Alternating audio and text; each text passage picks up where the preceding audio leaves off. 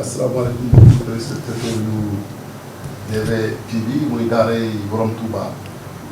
lëkkaloo ak Daara Islam International ñu ñëw tey dalal waxtaan si fii fekk si fii borom kër gi muy docteur Amadou Gueye Diouf di directeur du centre hospitalier Amadou Sakhir Mbaye xanaa di ko ziar rek nuyu si ak di ko wax aussi ne ko ñu ngi lay tàllal suñu loxo directeur ñu ngi lay nuyu. maa ngi leen di fay sëñ Abdou. xanaa ñu bàyyi la nga nuyoo présenté. waaw salaamaaleykum wa rahmatulah man la docteur Amadou Gueye Diouf di directeur hôpital régional Amadou Sakhir Mbaye bu Louga di bëgg lool ci seen seetsi bi ngeen ñu seetsi di déglu laaj si ngeen ñu bëgg laaj si daal laaju taalibe la rek bu doon ñëw bi war a dugg fii ndax buñ sañoon lépp li nga xam ne hôpital Louga da koy def mu jëm ci faj bi te waa dëkk bi taxoo jóg ñu lëkkaloo ñoom ci liggéey te nag bala ñu ko doon commencé xanaa ñu jaar si rek ci yow wala suñu bopp ba pare aussi bàyyi la dëkk bi nga xam ne lay dégg ñu ne kan mooy docteur Amadou Gueye Diouf.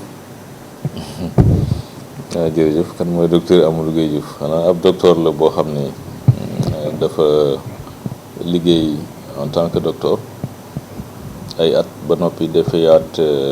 beneen jàng ñuy wax économie de la santé. gannaaw bi nag mu mujj nekk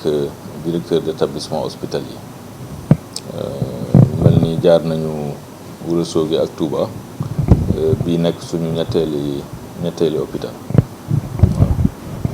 waaw xam naa ne comme dañ laa fekk tey nga nekk ci CA muy réunion defe naa ne bu ay bokk jóge Dakar luñ la teewaale luñ la bañ a laaj mun nañ la laaj tàllal loxo bi nga xam ne daaray Borom Touba te tàllal loxo lan nga ci yëpp ak lan nga leen di tontu. waaw xanaa di ci sant bu baax a baax ndax buñ ne la kër gi ñu tuddee daaray Borom Touba di yëngu ci wàllu audiovisuel am télévision boo xam ne dafa